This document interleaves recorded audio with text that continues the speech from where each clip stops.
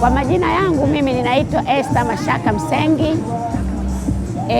Mimi ni mkazi wa Kibaha na niko hapa kwenye viwanja vya Sabasaba maonyesho ya 50, miaka 50 ya maonyesho. Niko katika banda la walemavu ambalo liko karibu na mkabala na Samsung.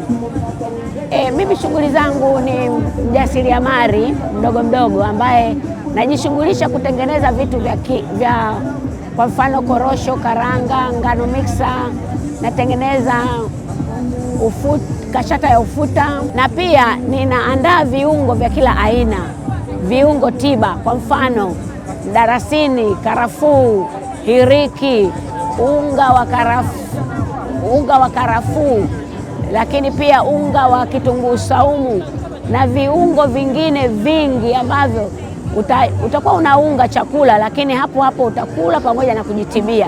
Na kuna aina ya viungo vingine ni kiungo lakini pia ni tiba, lakini pia ni kipodozi. Kwa mfano kuna kiungo kinaitwa tumeriki. Hii tumeriki ni kiungo lakini pia ni tiba, lakini pia ni kipodozi.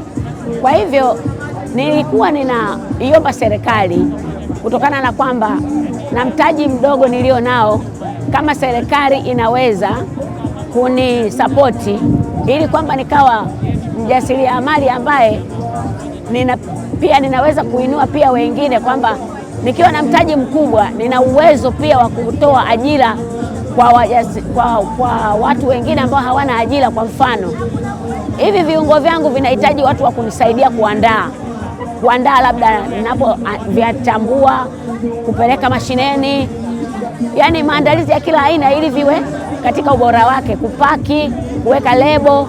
Kwa hivyo nitakapokuwa na mtaji mkubwa nina uwezo pia wa kutoa ajira kwa wabinti wengine ambao hawana ajira au vijana ambao hawana ajira.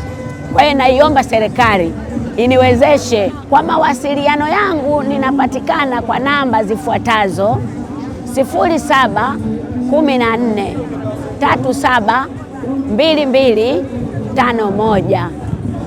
Namba nyingine ni 0704181804.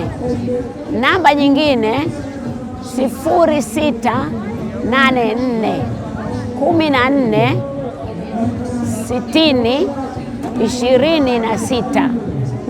Karibuni Kibaha kwa kuangalia maandalizi ya kazi za mikono yangu. Ninaishi Kibaha kwa Mbonde, mtaa wa Mharakani, kata ya Picha ya Ndege, wilaya ya Kibaha mjini, mkoa wa Pwani. Lakini ushauri wangu na ujumbe wangu kwa walemavu wenzangu, kwanza jikubali. Ukishajikubali, hebu penda kujishughulisha, kwa sababu familia yako inakutegemea hata kama wewe ni mlemavu. Kumbuka, kwa mfano una watoto wadogo labda wa miaka 5. Huwezi kumtegemea mtoto mdogo wa miaka 5 akutafutie chakula, ila wewe ambaye ndio mzazi kwa wakati huo utawajibika kumlisha, kumpeleka shule pamoja na mahitaji yake yote muhimu. Baada ukishamsomesha, amekuwa mkubwa, Mungu amemsaidia, amekuwa na kazi yake. Sasa wakati huo sasa ndio itakuwa wewe ndio una uwezo sasa wa kumtegemea, na yeye ana uwezo wa kukuangalia kama mzazi, kukusaidia kwa mahitaji yaliyo muhimu. Lakini sio kwa sasa ambapo una nguvu zako, una uelewa mpana kwamba nikichukua labda hata machungwa kule Tandika nikayamwaga, na uwezo kuuza 200 nimenunua 100 nikauza 200, tayari unakuwa umeongeza shilingi 100 ya faida. Kwa mfano mimi nilipoanza hii biashara nilianza kama kwa kujaribu. Kwanza nilianza kukaanga karanga. Siku ya kwanza nikaziunguza vibaya mno, hakuna mteja aliyenunua. Lakini niliporudia mara ya pili nilitengeneza vizuri, kila mtu alinisifia. Lakini kabla ya hapo mimi nilikuwa na mtaji mkubwa sana wa batiki.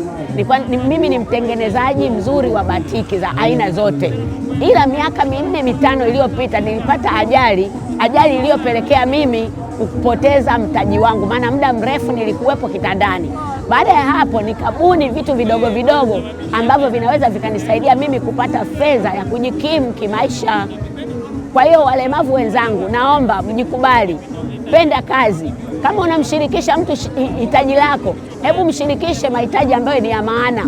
Kwa mfano, mwambie Mtanzania mwenzangu, na kuomba nisaidie mtaji, lakini sio Mtanzania mwenzangu unamhurumisha, mwanangu, kijana wangu, mdogo wangu, nisaidie hela ya kula. Sasa akikupa hela ya kula leo na kesho, je, unamwomba tena? Si atakuchoka? Haipendezi. Kishki TV, nuru ya dini yako.